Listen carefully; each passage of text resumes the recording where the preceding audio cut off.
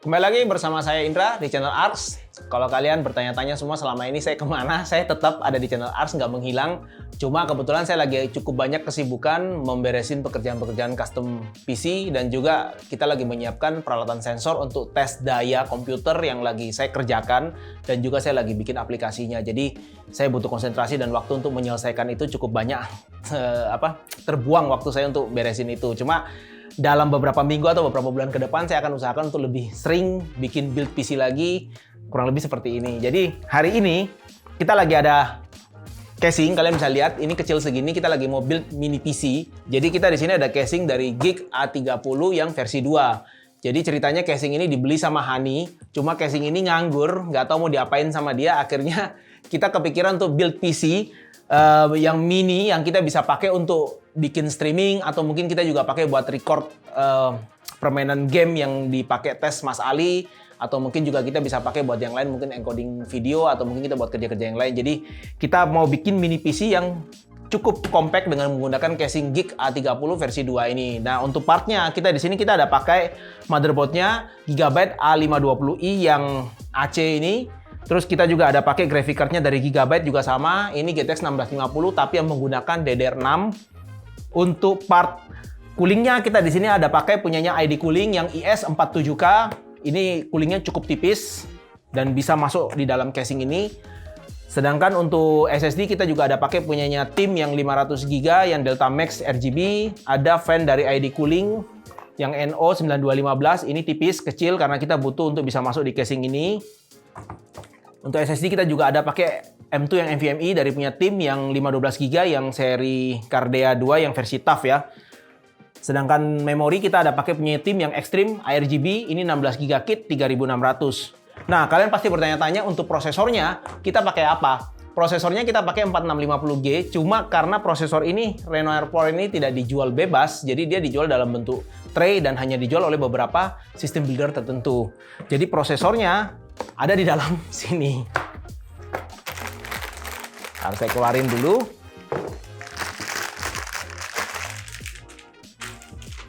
Nah, ini bisa kalian lihat prosesornya. Terlihat Ryzen. Jadi kita pakai prosesornya dari AMD yang Renoir Pro yang 4650G. Oke, kita langsung rakit aja PC-nya. Sebelum kita bisa merakit mini PC kita, untuk casing Geek ini kita harus merakit casingnya dulu. Jadi sebenarnya casing ini cukup memberikan kita pekerjaan 2 kali karena kita masih harus merakit PC dan kita juga masih harus merakit casingnya sendiri. Nah, untuk casingnya ini datang dalam keadaan masih terlepas. Bisa kalian lihat. Kita buka.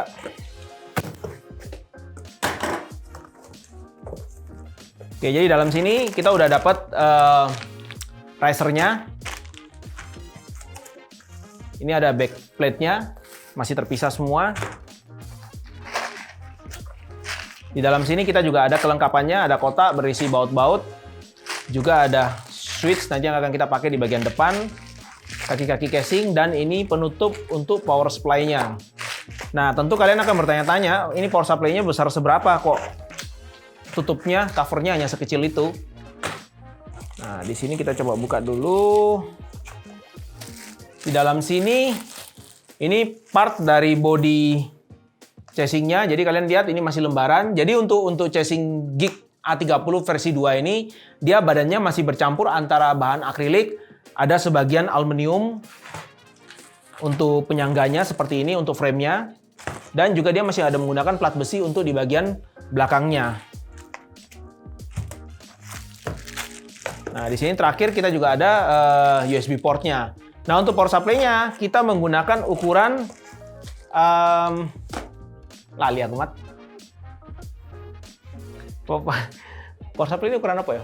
Flex ATX. Ini power supply ini. Yang di boxnya, Mas? No, no. Dan ternyata power supply-nya tadi tertinggal di dalam box pengirimannya. Untung belum terbuang karena ukurannya cukup kecil. Power supply-nya ukurannya menggunakan ukuran Flex ATX. Jadi bisa kalian lihat power supply-nya ukurannya hanya segini. Kecil sekali. Dan ini dia produk dari Enhance menggunakan daya 400 watt. Ya, 400 watt. 80 plus gold. Jadi kalian bisa lihat ini konektor-konektornya. Di belakang sudah ada semua seperti ini. Cukup kecil. Dan untuk kabel-kabelnya juga sudah ada kabel modularnya. Dibawakan jadi satu. Nah, kurang lebih seperti ini kabelnya. Jadi udah modular. Jadi ada 24 pin. Ada kabel untuk Molex. Ini kabel untuk power EPS 8 pin. Dan juga ada kabel untuk SATA. Sama terakhir ini kabel untuk PCIe ya. Jadi cuma ada PCIe 6x2. Jadi ya ini juga power supply-nya cuma 400 watt. Jadi kalian pastikan juga menggunakan komponen yang masih masuk akal untuk casing ini ya. Jadi prosesor ya jangan sampai kalian pakainya 3950X mungkin sama 10900K. Terus graphic card-nya kalian berharap bisa pakai misalnya kayak mungkin RTX 2070 Super mungkin. Atau bahkan mungkin RTX 3090 mungkin. Ya tapi nggak mungkin lah kalau itu ya. Oke, langsung lanjut. Kita pasang rakit dulu casingnya. Jadi sebelum kita memasang casingnya, kalian harus mendownload dulu manual booknya di QR code yang ada di kotaknya ini. Karena di dalam tidak ada manual booknya dan kalian tidak akan mungkin bisa memasang casing ini tanpa mendownload manual booknya. Jadi biasakan seperti biasa, download manual booknya, dibaca dulu sebelum dipasang. Ntar saya cari dulu aplikasi saya. Oke.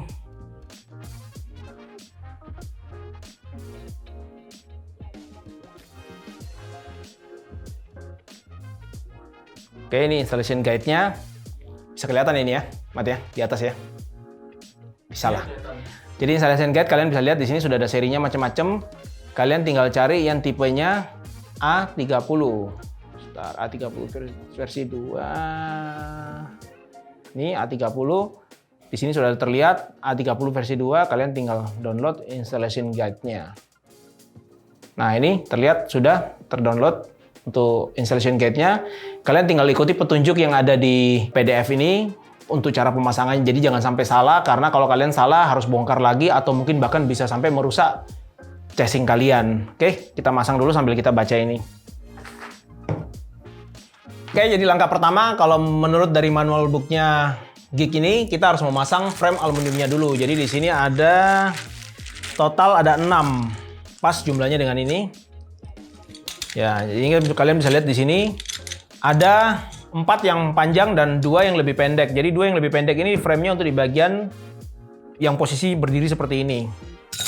Oke, kita pasang dulu. Kalau kalian memasang untuk casing ini, pastikan baik-baik bautnya jangan sampai salah. Dan setahu saya kalau untuk gig itu biasanya sudah diurutkan di dalam kotaknya. Ntar saya lihat. Nah ini saya nggak tahu apakah kalian bisa melihat ini dengan jelas. Saya coba naikin HP saya. Nah di situ kalian bisa lihat itu ada urutan baut dari bagian depan situ A, B, C, D, E, F, G, H, I ya. Sorry, nah ini I ya. Jadi kalian bisa lihat. Tuh. Nah, urutan itu persis sama seperti yang ada di dalam kotak sini. Jadi kotak ini urutannya jadi A, B, C, D, E, F, G, H, I. Jadi pastikan kalian menggunakan baut sesuai dengan yang tertulis di sini untuk memasang casing kalian. Jadi kalian nggak usah bingung nyari bautnya mau pakai yang mana karena sudah terurut di dalam kotaknya. Oke, sesuai dengan petunjuk ini kita harus pakai baut yang E, A, B, C, D, E. Berarti yang panjang ini. Untuk memasang aluminium ini juga kalian perhatikan baik-baik.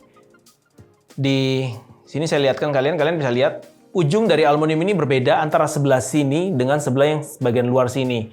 Jadi jangan sampai kebalik kalian masangnya karena di manual book sudah tertulis jelas bagaimana cara memasang casing ini supaya kalian nggak kebalik. Karena kalau kebalik kalian harus bongkar lagi. Jadi perhatikan baik-baik, jangan sampai posisinya berbalik seperti ini ya.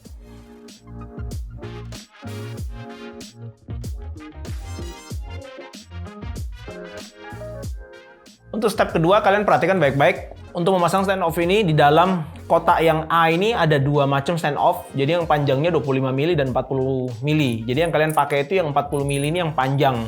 Jadi bukan yang pendek ya. Kalian ikuti sesuai dengan manual book.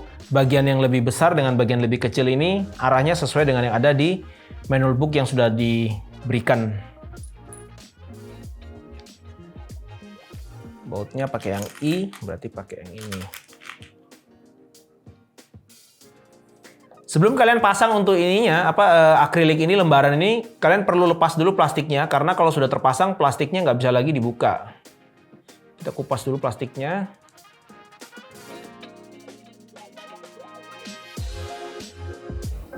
Oke, selesai. Lanjut yang lembaran berikutnya, yang lebih besar.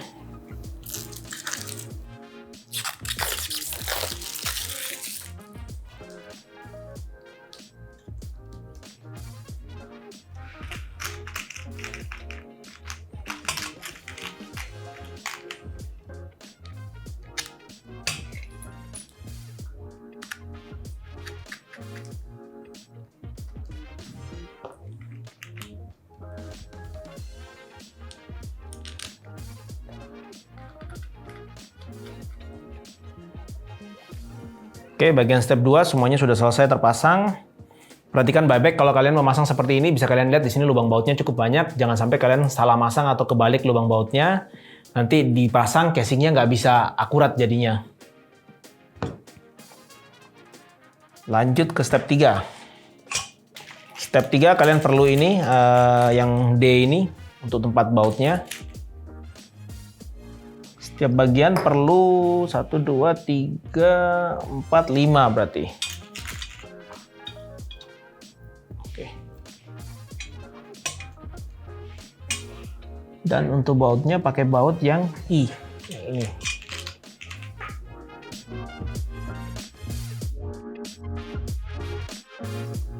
Kalau kalian masang baut ini jangan dikencengin dulu, karena nanti kalian masih butuh seperti ini supaya bisa digeser, dilepas, dan ditata ulang kembali posisinya.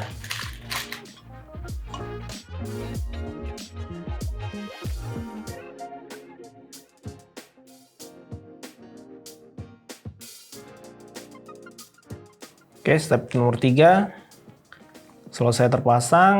Kita lanjut stepnya yang nomor 4. Tetap sama, juga menggunakan bagian yang D 2 biji dan menggunakan baut yang G 3 biji.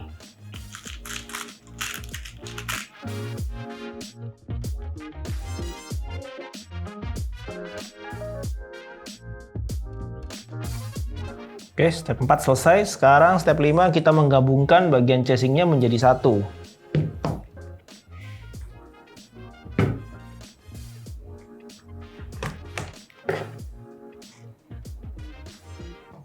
Kurang lebih seperti ini jadinya.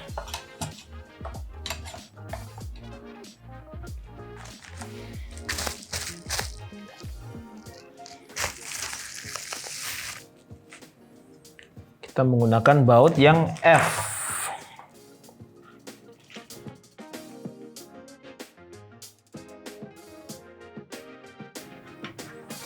Kalian lihat bentuknya sudah mulai terlihat. Kalau kalian baut untuk seperti frame seperti ini jangan dikencengin dulu. Jadi setelah kalian setel posisinya baru bautnya dikencengin semua. Jadi casingnya nggak sampai miring framenya. Oke, jadi step 5-nya selesai. Oke, lanjut kita sekarang masuk ke step yang 6. Saya taruh samping dulu.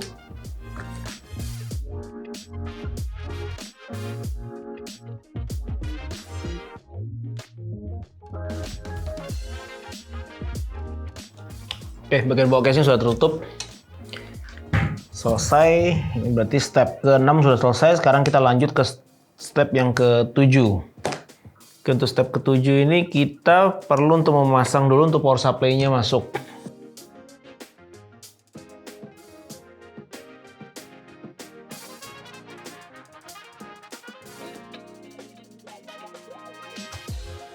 Oke, bisa dilihat baut semua sudah terpasang lengkap. Power supply. Kita sekarang lanjut ke step berikutnya, step 8. Oke, untuk casing ini dia tidak bisa kalian langsung pasang dulu utuh seluruhnya bodinya. Jadi dengan posisi seperti sekarang ini, kita sudah di step 8, kita sudah harus mulai memasang mainboardnya masuk ke dalam. Jadi sebelum kita tutup lebih lanjut untuk casing ini, kita sekarang harus pindah untuk ngerakit dulu PC-nya, baru kita pasang ke dalam.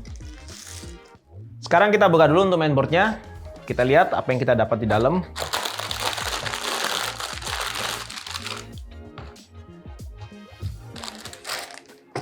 Untuk board ini juga kalian mendapatkan WiFi, jadi kalian bisa pasang WiFi-nya nanti sebentar kalau kalian mau pakai untuk antenanya. Karena kalau kalian nggak kasih antena ini biasanya dia sinyalnya kan sangat rendah sekali, bahkan kadang-kadang nggak bisa detect sama sekali.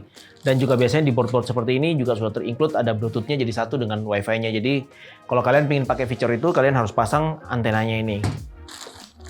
Kita ambil kabel SATA dan back panel-nya.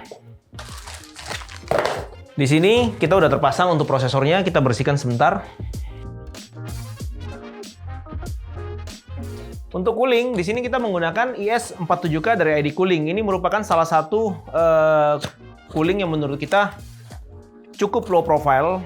Mestinya ada satu tipe lagi yang IS40X, cuma untuk tipe ini dia cukup low profile dan juga performanya dia cukup bagus selama kita mencoba cooling-cooling untuk slim ya. Jadi dalam ini kelengkapannya kurang lebih seperti ini. Kalian udah dapat thermal paste, bracket untuk AMD AM4 dan juga bracket untuk Intelnya ya. Ini bisa dipasang ke Intel 1200 ataupun Intel yang LGA 11.5 sekian. Jadi baut-bautnya udah ada semua. Nah, untuk coolingnya sendiri kurang lebih seperti ini penampilannya. Jadi kalian lihat di sini dia menggunakan fan 9 cm satu biji dan arah anginnya itu menarik keluar menuju ke atas. Ini cooling-cooling seperti ini biasanya cukup cocok kalian pakai kalau kalian menggunakan casing mini ITX seperti ini, yang dimana space-nya sangat terbatas dan ditutup sampingnya juga masih ada ventilasi udara. Kurang lebih seperti ini, cuma seharusnya sih kalau kalian bisa dapat casing yang tutup sampingnya, ventilasinya lebih banyak lagi, lebih maksimal dia untuk pembuangan panasnya keluar. Nah, sebenarnya kita mau pakai cooling yang lebih bagus lagi daripada ini. Kita di sini kebetulan ada produk baru yang datang di kita, yang IS60 Evo ini. Nah, cuma ini saya tunjukin ke kalian.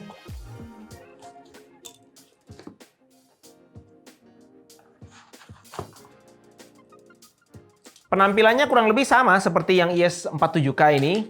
Cuma bedanya dia di atas sini ketambahan satu fan lagi 12 cm dan dia bedanya anginnya kalau yang ini dua-duanya mengarah ke bawah. Kalian bisa lihat untuk fan yang di sini. Jadi dia arah anginnya meniup ke bawah. Cuma kendalanya kalaupun kalian melihat cooling ini punya perbedaan yang tidak beda jauh, kurang lebih cuma ketambahan satu fan di atas.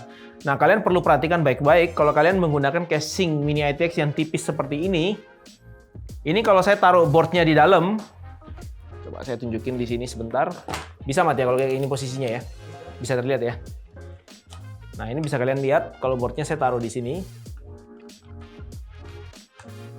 Nah, lebih seperti ini. Oke. Kalau saya pakai yang cooling yang ini, yang IS47K, kalian lihat dia masih bisa cukup,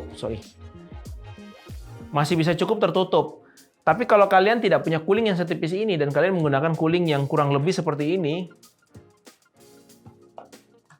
kalian lihat posisinya hanya ketambahan fan 15 mili satu di atas, ini tutup samping udah pasti nggak bisa nutup.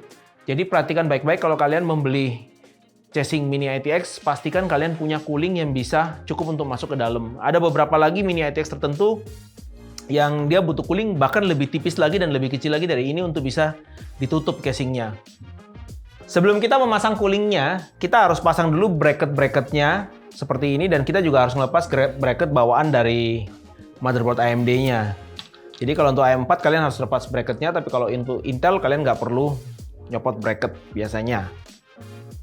Jangan lupa bracket kalau kalian udah lepas dari mainboardnya ini, jangan sampai bracket ini hilang karena kalian nggak bisa dapat bracket ini dijual terpisah. Kalau bracket kalian hilangkan ya, karena biasanya AM4 ini setahu saya sih masih belum banyak orang yang jual bracket lepasnya. Nah, untuk coolingnya kita pasang dulu kakinya. Jangan lupa plastiknya yang di belakang ini selalu kalian copot dulu, jadi jangan sampai kalian kelupaan terus kalian kasih thermal paste ke prosesornya dan kalian pasang dengan plastiknya. Hasilnya pasti tidak akan bagus.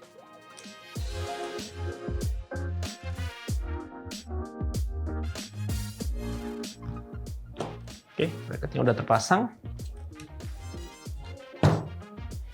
Thermal paste-nya dan baut-bautnya ini juga kalian butuhkan nanti untuk mengunci bracketnya.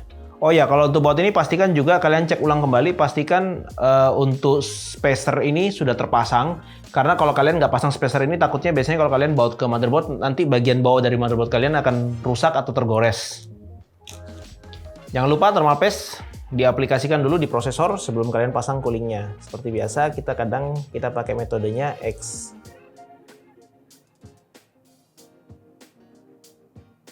Cukupnya saja, jangan terlalu berlebihan. Karena toh kalau cooling kalian sudah mengunci dengan baik dan benar, thermal paste ini akan merata secara sendirinya.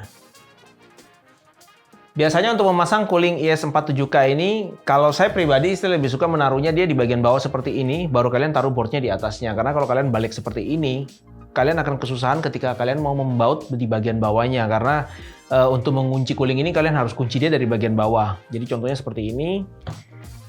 Thermal paste sudah ada, dan jangan lupa ini bagian yang kalian lihat di sini. Biasanya ini berada posisinya akan seperti ini.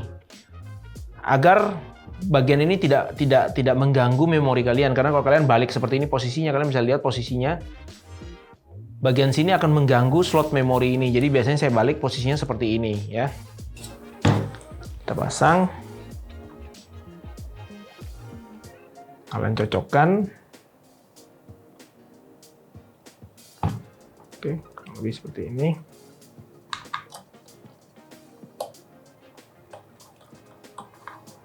Kalian kencengin dulu bautnya aja, dua sisi berseberangan. Oke, agar posisi cooling tidak berubah atau bergeser.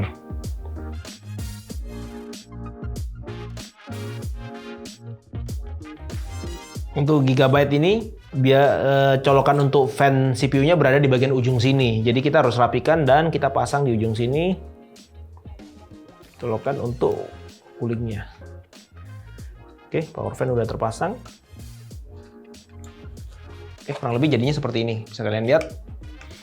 Jadi cooling ini menutup hampir semua bagian board, tapi untuk graphic card aman, tidak ada masalah, dan di bagian memori juga tidak menyentuh sama sekali. Jadi bisa kalian lihat seperti ini posisinya jadinya. Oke. Oke, lanjut kita pasang sekarang untuk memorinya. Untuk memori di sini kita menggunakan tim yang ekstrim, yang RGB, yang bodinya dia semuanya nyala RGB ya. Untuk board mini ITX biasanya slot memorinya cuma ada 2. Jadi seperti ini kalian bisa lihat slotnya cuma ada 2. Kalian jangan bingung mau dipasang di slot manapun, selama kalian pasang ini 2 keping dia akan menjadi dual channel. Berbeda dengan board-board yang ukuran mungkin micro ATX atau ATX yang menggunakan 4 slot, kalian harus pasang di slotnya 1.3 atau 3.4, tidak boleh bersebelahan. Tapi kalau untuk board mini ITX, karena dia cuma ada 2 slot memori, kalian pasang bersebelahan 2 memori pun akan dianggap sebagai dual channel.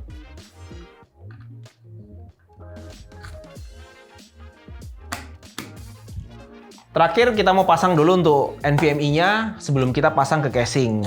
Untuk NVMe kita menggunakan tim lagi yang Cardea 2 yang versi TUF. Walaupun ini TUF sebenarnya branding dari Asus, tapi karena berhubung kita tidak punya SSD NVMe dari Gigabyte, jadi kita pakai punyanya Asus aja. Oke, kita buka dulu bautnya yang ada di bawah sini.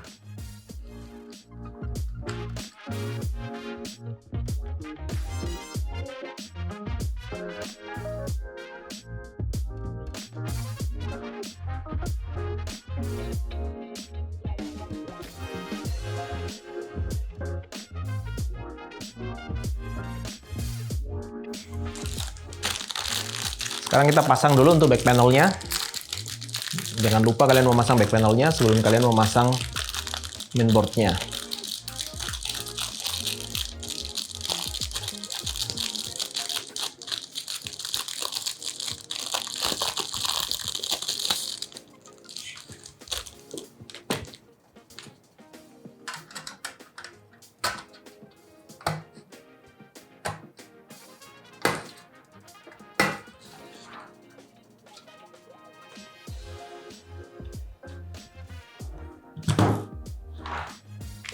Oke, lanjut kita pasang boardnya.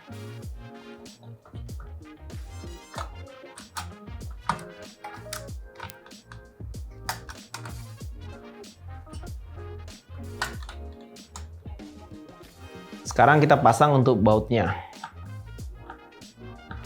Seperti biasa kalau kalian baut untuk casing-casing seperti ini, jangan kencengin dulu bautnya karena biasanya posisi boardnya tidak langsung pas masuk karena dia hanya menggunakan stand off yang berdiri cukup jauh dari base-nya dia.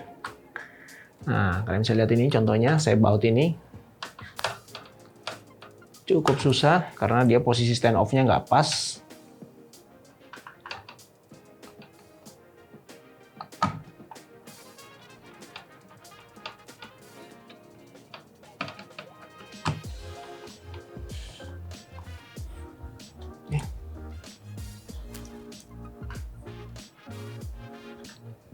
Nah, di bagian sini juga sama, bisa terlihat stand off-nya sedikit melenceng.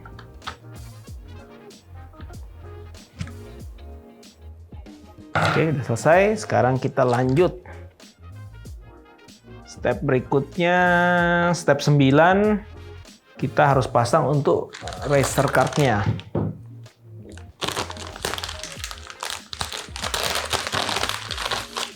Sini sudah ada racer card-nya. Kalian bisa dapat juga ini untuk pembelian dari casing ini. Cuma setahu saya kalau untuk racer card ini kalian harus beli sebagai optional. Sama seperti casing Mini ATX yang sebelumnya pernah saya bahas. Jadi power supply modular ini setahu saya juga ini harus semuanya optional. Ini juga optional. Jadi kalian pastikan ketika kalian berpikir untuk membeli casing Mini ATX, kalian perlu pikirkan biaya-biaya tambahan yang ada di belakangnya. Berikutnya kita mau pasang untuk racer card-nya ini. Perlu kalian perhatikan kalau untuk memasang racer card di casing Mini ATX seperti ini, biasanya ini ada stepnya yang harus kalian lakukan dulu. Kalian harus pasang card yang ini di bagian board dulu seperti ini. Misalnya kalian pasang seperti ini masuk ke sini, baru kalian baut yang ada di belakang sini. Karena kalau kalian balik posisinya, kalian pasang dulu yang di belakang sini seperti ini, dan kalian baru mau pasang di bagian atas, biasanya nggak akan cukup kabelnya. Jadi umumnya kita biasanya pasang yang di bagian atas dulu. Oke, jadi kurang lebih seperti ini. Oke, udah terkunci. Kalian setel untuk kabelnya seperti ini. Baru nanti kita akan pasang yang di bagian bawahnya. Kita pasang dulu stand off-nya, yang sisa 2, yang 25 mili tadi, itu untuk racer card-nya.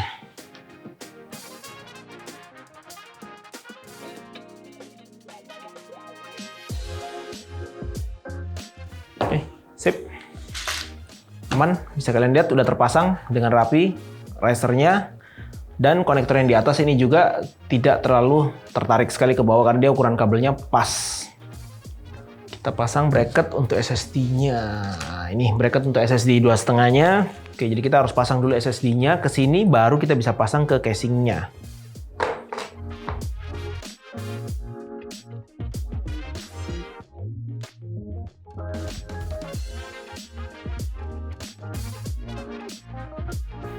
Oke, posisinya terpasang di sisi bagian graphic card berarti untuk ininya, SSD-nya.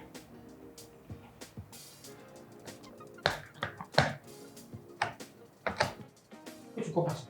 Oke, tampilannya seperti ini. Cukup, Mat. Soalnya betul SSD-nya. Cukup masuk. Oke, jadinya seperti ini. Kayaknya tebel, Mat. Dan ternyata SSD-nya yang tebal ini nggak bisa masuk. Sudah, Mat, ganti lagi, Mat. Ada SSD, Mat. Beruntung kita punya SSD yang tipis seperti ini, seperti yang seri CX ini. Jadi terpaksa kita harus mengganti SSD kesayangan kita yang ber-RGB ini menjadi SSD yang non-ARGB seperti ini, yang classic polos seperti ini. Nah, ini adalah salah satu contoh yang kalian bisa lihat dan terjadi langsung ketika kita memasang ini secara live. Jadi kalian bisa lihat SSD yang kita pasang di sini dengan ketebalan yang sedikit berbeda daripada SSD ini. Nah, bisa dilihat kurang lebih segini. Ya, beda-beda tipis lah. Tapi kalian bisa lihat tutup samping sudah nggak bisa kita tutup karena ternyata terlihat nggak, Mat? Nah, ini saya pindah ke kamera atas. Terlihat nggak kalau dari kamera atas, Mat? Oh, nggak kelihatan ya? Gini. Nah, bisa terlihat? Kalian bisa lihat SSD ini sudah keluar posisinya dikit dari pinggir casing. Oke. Nah, kita terpaksa harus ganti ke yang lebih tipis.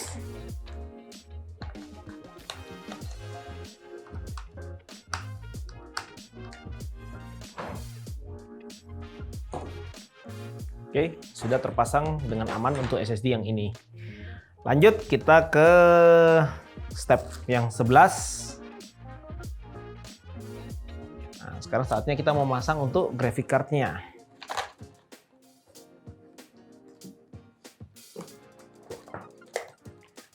Untuk graphic card di sini kita juga memilih 1650 karena 1650 ini cukup pendek untuk cardnya dari Gigabyte, hanya menggunakan satu fan dan juga ini sudah menggunakan DDR6 yang diklaim oleh Gigabyte lebih kencang daripada yang generasi sebelumnya. Nah, apakah benar lebih kencang dari sebelumnya? Kalian nanti tinggal tunggu video berikutnya karena Mas Ali akan mencoba graphic card yang DDR6 ini akan dikomparasi dengan yang versi DDR5-nya. Betul, Mat ya? Tuh, ada reviewnya. Belum keluar kan? Yo. Oh, ya udah. Apakah pas?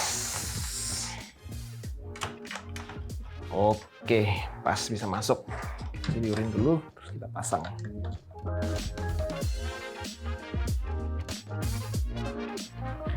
Oke, sudah terpasang. Nah, untuk step 12 yang berikutnya, kita harus memasang tutup bagian atasnya ini. Dan kita juga harus memasang untuk bracket USB 3-nya. Dan juga kita harus memasang fan yang 9 cm ini di bagian atas, 2 untuk sirkulasi udara. Lanjut kita mau pasang untuk bagian top panel ini, tapi sebelumnya kita harus masang dulu untuk bracket-bracket untuk memasang konektor USB 3 ini ya. Tapi sebelumnya kita harus buka dulu plastiknya seperti biasa.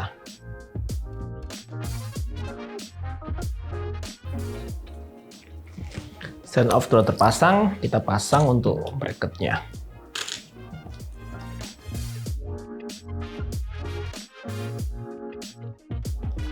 Ketika kalian memasang port untuk USB 3 ini juga pastikan kalian tidak memasangnya kebalik-kebalik. Jangan sampai kalian masang antara yang kiri dengan yang kanan. Posisi USB 3-nya ini kebalik, satunya ada di bagian atas birunya, terus satunya di bagian bawah. Jadi cek ulang kembali, pastikan arahnya dua-duanya sama. Nah. Oke, kurang lebih seperti ini. Lihat, Mat ya. Nah, jadi sama arahnya ya. Nah, untuk fan kita di sini menggunakan 2 fan 9 cm yang tipis. Cuma karena kita pinginnya yang warna hitam penuh, kita punya sisa edisi khusus yang dibuat dengan blade berwarna hitam.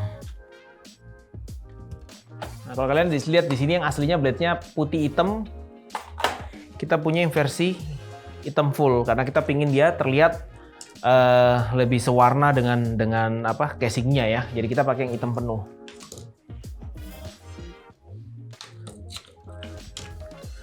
Untuk fan di bagian atas ini, biasanya kita akan posisikan dia untuk menarik angin keluar. Jadi kalian konfigurasi, ya terserah dari kalian sih kalau untuk ini ya.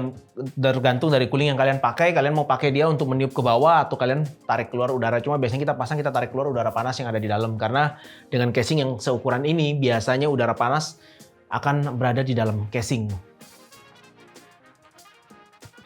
Untuk memasang baut di bagian atas ini, kalian menggunakan baut yang B ya, yang besar ya. Jadi supaya fan-nya bisa terpasang.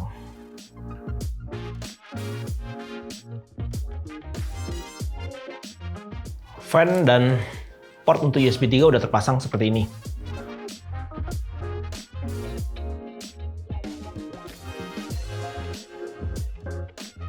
Ketika kita mau masang untuk power dari PCI Express ini, bisa kalian lihat di sini ada stand off dan ternyata kabel ini tidak bisa langsung masuk tanpa melepas stand off yang berada di atasnya. Jadi mau nggak mau terpaksa kita harus melepas ini dulu. Ya inilah salah satu seni dari memasang Mini ATX. Kalian perlu memutar otak untuk berpikir, mencari jalan.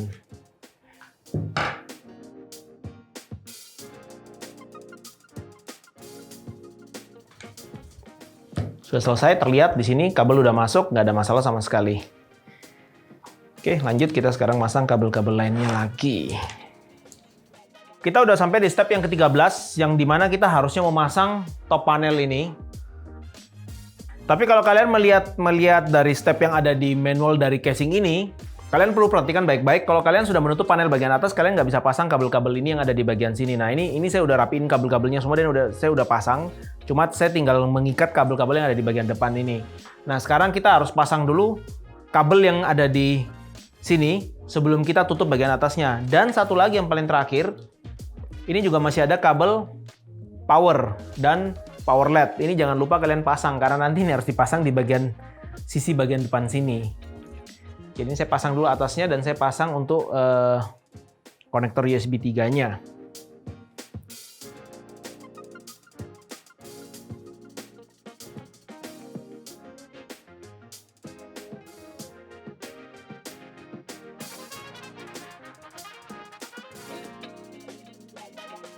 Jadi panel bagian atas sudah selesai terpasang. Kalian bisa lihat kita udah rapikan semua, kabel-kabel kita juga udah ikat. Ya ini sebisa saya merapikan kabel ini karena di bagian depan juga space tidak terlalu banyak. Dan di bagian atas kalian bisa lihat ini udah masuk. Fan juga udah terpasang semua di bagian atas dan sudah cukup rapi. Dan kita juga lagi ada kiriman paket. Coba tolong Pak Paket. Nah ini, jadi Hani mau membandingkan casing dia dengan kardus graphic card. Bisa kalian lihat besarnya seukuran ini. Jadi kurang lebih seperti ini ukuran casing ini. Dengan ketebalannya dia kurang lebih ya hampir sama seperti tebal dari kardus graphic card ini. PC kecil itu gini, di bawah 15 liter, oke? Ya. Nanti rencana mau diapain ini, An? Dipakai buat apa? Buat ramat? Ya buat ramat ngedit lah, supaya happy dia. Nah, itu. Oke, Mat. PC-mu jadi PC baru lagi loh, Mat. Oke, lanjut. Jadi kita sekarang mau masang dulu power switch-nya untuk di panel depan sehingga nanti kita tinggal tutup dan terakhir kita tinggal tutup bagian kiri kanannya. Sekarang kita pasang dulu ini.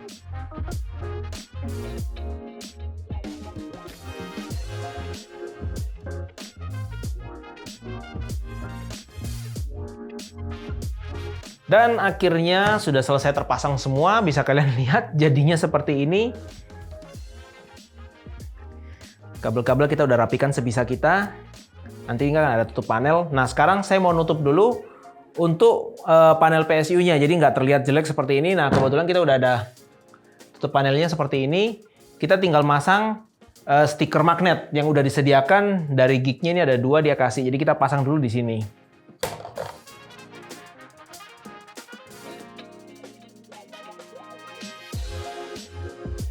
Tutup bagian panel, power supply udah terpasang. Sekarang kita mau nutup, ini bagian paling terakhir untuk menutup panel supaya tidak terlihat kabel-kabel yang berada di bagian bawah ini.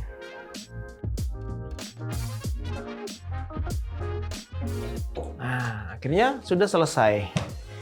Kurang lebih seperti ini jadinya bagian dalamannya, dan di bagian belakang kurang lebih seperti ini. Bisa kalian lihat.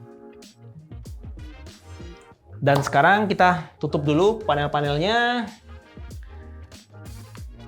Biar kalian bisa lihat jadinya seperti apa kalau dia benar-benar udah tertutup rapi semua. Oh ya, seperti biasa kita tes nyala dulu sebentar untuk memastikan semuanya sudah berjalan normal. Nah, untuk build kali ini, video kali ini kita tidak melakukan pengetesan karena kebetulan waktu kita juga cukup apa ya? Tidak banyak waktu yang kita punya untuk mengetes ini karena kebetulan kita juga masih ada banyak produk lain yang harus kita bereskan tesnya. Nah, dari build kali ini kita cuma build. Nanti mungkin kalau kita berkesempatan atau ada waktu lebih lagi kita akan melakukan tes untuk PC ini. Jadi sekarang kita rapikan dulu, kita tutup dan kita tunjukkan hasil akhirnya seperti apa setelah dia nyala.